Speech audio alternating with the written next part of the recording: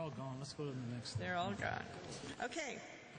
The next item, Dr. Harder, is D.2, the CBOC Resolution. Yes, Mr. Fay is going to speak about the CBOC Resolution and the district's response to it. Mr. Fay.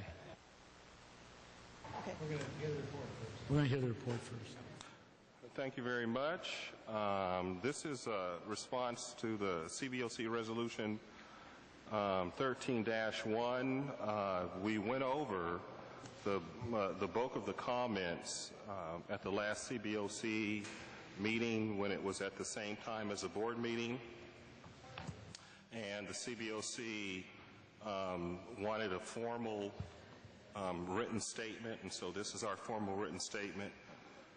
Really, we went over everything except for the website plan, and so I'm going to start with that.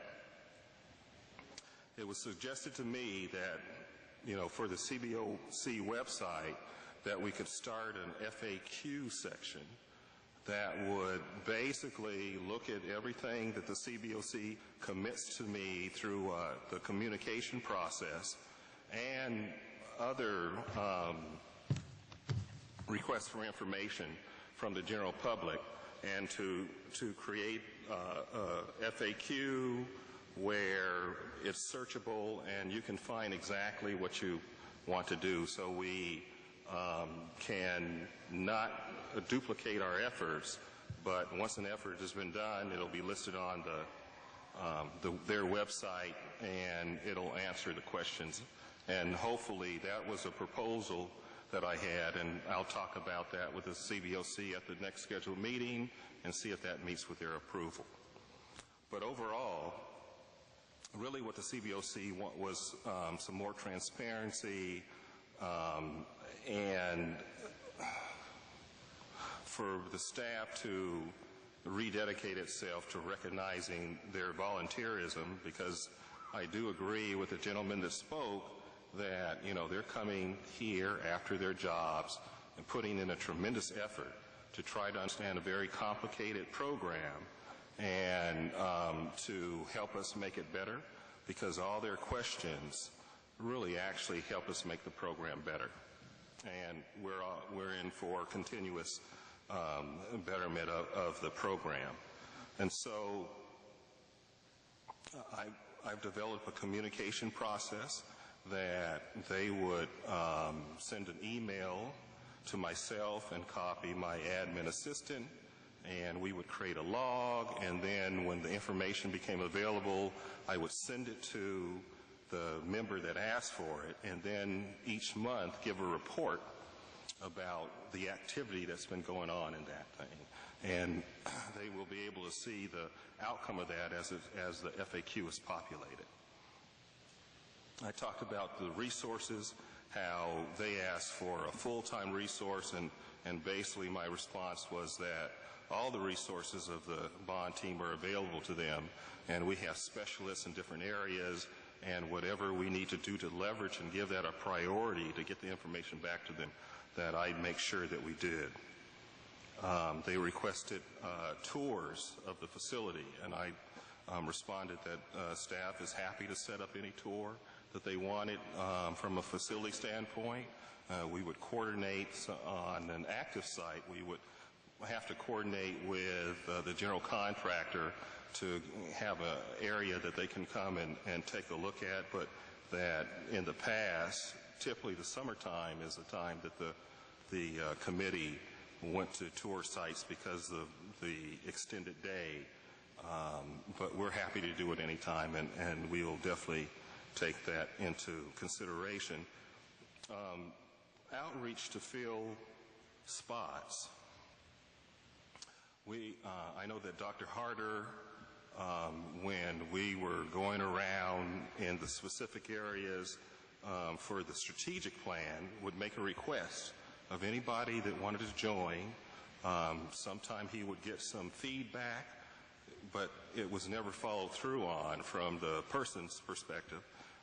He just recently sent out a Connect Ed message to the group of parents up in the Pinole area, asking for additional participation, gave a telephone number, and as soon as someone calls in, we'll forward them the application and get the process on the road. So we're trying to come up with creative ways for outreach to add to the group, and of course we are especially concerned about the categories of the 5 people that are mandated by Prop 39.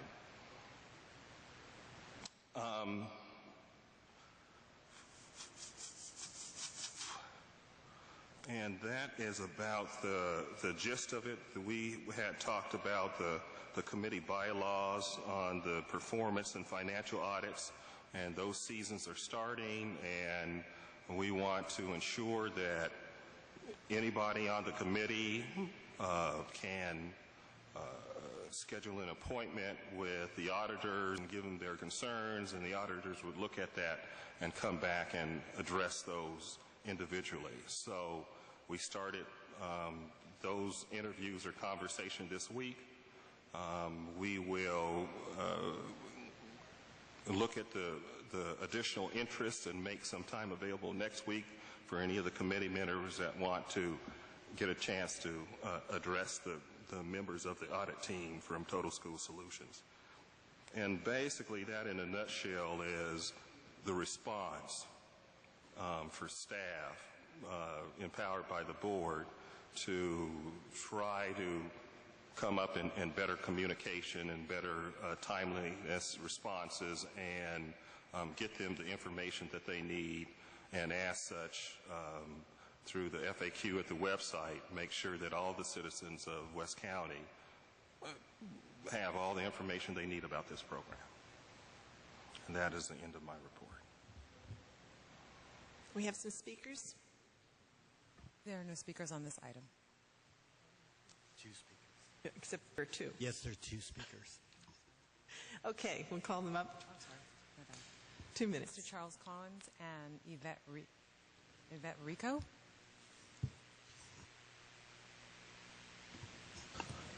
Hello, my name is Charles Cowens. I'm a local resident and a member of the committee. I leave most of the representation of the committee to our actual chair. I just have 2 questions and then what I think is a general possible explanation for some of the difficulties we've had in a very narrow area. First of all, what is Connect Ed? And then and then the other question I had is there a written plan that you have, that Mr. Fay has? Or is it something still in progress and it's not in written, there's no written coherent plan? So those are the 2 questions I have. And then the general insight I have is one of the things that we had a problem with was the question of this constant thing about who controls who is responsible for the agenda. And I have a theory about why some of the confusion arises. I mean, for the board, the superintendent makes the agenda. He receives input from the chair and other members of the board, but our bylaws specify that the agenda is really, even if we're using clerical services from the district, it's really coming from the chair of the committee. And so that could be kind of confusing to the staff. They may assume that they can just throw things in because they could do that for a regular board meeting. They could add items in addition to the items the board members requested, but we try and control our time, so we're more concerned about having an absolute control on the part of the chair of what's in the agenda. So anyway, thank you.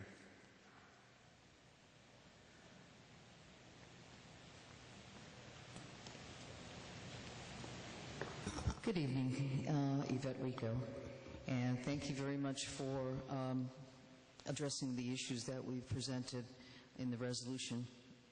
This is really important to our committee.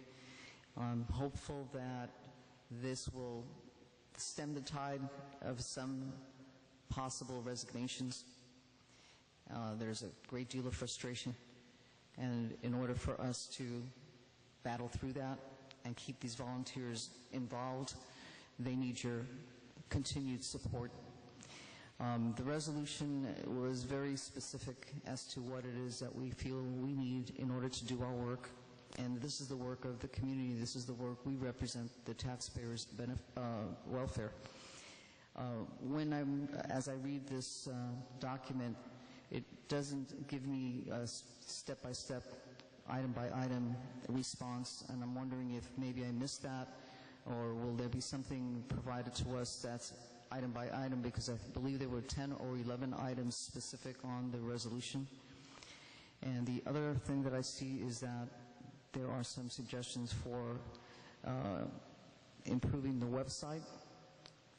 But the real difficulty here is that we need to work in concert with the district or your webmaster, because there are quite a few specific enhancements that we've requested and that are not addressed on this right now. And I'd like to be a part of that, and like to be able to sit down with whoever is going to be doing that and let them understand what it is that we're hearing from the public, the kinds of questions that they have, the links that we think should be live, and providing the kind of data that the entire community is asking for, and not just facts. So I would strongly urge you to make sure that I and my committee are part of that process Please in conclude your order remarks. to do the right thing. Thank you. Thank you. Do you have any board comments? Yes, Mr. Groves. I just want to reinforce what the chairperson said earlier at the CBOC meeting, and that we make sure that we have board presence at every CBOC meeting, and that we get great presentations from facilities on a lot of the issues of concern for CBOC, but apparently they're not making it to the CBOC members. So maybe to take either get some of our KNN folks over to CBOC to do presentations and make sure that they have relevant information, or just put the facilities presentations up on the web. They're outstanding. I mean, I think we should be putting all of our board presentations, all the presentations on the board, onto our website, in addition to our board packets and agendas, so that the public has full, transparent information, and that time and again, the board, the CBOC has told me that the project status updates are not of a nature that they can really use towards their oversight responsibilities. So working with the chairperson and the CBOC in a process of continuously resolving these things, going through the resolution here, item by item, making a written commitment to addressing each item, and with timelines and resources specific to each item, so that we can follow progress and see where we're going. I think that's very important, that we be able to measure what we're doing, and that we honor what the CBOC is bringing to us as volunteers. And we have the third largest bond program in the state. They're responsible for being the public's eyes and our eyes on things that we may have missed. And so we want to facilitate whatever we can to make sure that they have the access they need to do their job and make their lives easier. So that's my perspective. Thank you. Ms. Merriweather, did you have something? Yes, I want to say also that, I appreciate all the work that the CBOC does. And I hope that, some of the concerns that they brought up tonight will be addressed. And one in particular about the engineering report, and that they obviously need more information. They asked for the nuts and bolts. So that means that, this report, for some of us it might be really easy, but we want to make sure that the committee can understand everything that's going on. And so they requested that, so I hope that maybe another format can be given to them just to explain some of the nuts and bolts that they want. And that's just one of the things I wanted to make sure I brought out. And like they're just volunteers, and we appreciate everything that they do, and we want them to continue doing the great work for us and for the public. Anybody else? Mr. Enos. I too want to voice the same concerns and the same appreciations.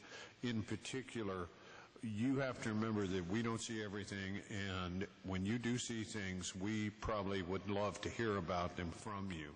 And then one of the things in terms of keeping communications going is that informal communication, hey, I saw, okay? And if that's something we can continue to do in a manner that lets us have our meetings in a way that leads us into improving conditions for our students, we very much appreciate that. I thought the presentation and the meeting tonight was a very good example of that, so thank you. Yep. Well, I want to thank you. I think I certainly echo what everybody said. I know what it's like to be on the Oversight Committee. I'm the only one on here who actually served on the Oversight Committee. And I understand the level of volunteerism and the level of commitment that it takes, because it is very technical. But sometimes it's not technical enough, which is really what you're saying. It's part of what I'm hearing. The 11 points are in the resolution, so I think that it was just further back in the packet. But I think these are the 11 points you're talking about, because we're adopting 11 whereases, and we're adopting a statement around the CBOC communication process, which I believe is exactly what you submitted. So you should know that that's the resolution that we're looking at right now. I think it's... It's a discussion. Well, that's what we're discussing. And I just wanted you to know that we have read it and understand the importance of it, and I think that the details that came out this evening in the earlier meeting prove the point that you really are doing your job. I think the commitment to there's a real commitment to excellence on the part of the members of the CBOC. And I really, really do respect that. I think that's a good thing. I think that's a good thing. It's the kind of thing that we're looking for in every area of the district. So I appreciate that you've had it. I appreciate that you brought the resolution to us. And I think it's another best practice that we'll be able to share with other districts, because I doubt that there's a resolution. I mean, I don't know, maybe I'm wrong, but I doubt it, that there's another resolution like this out there in the Oversight Committee world. So with that,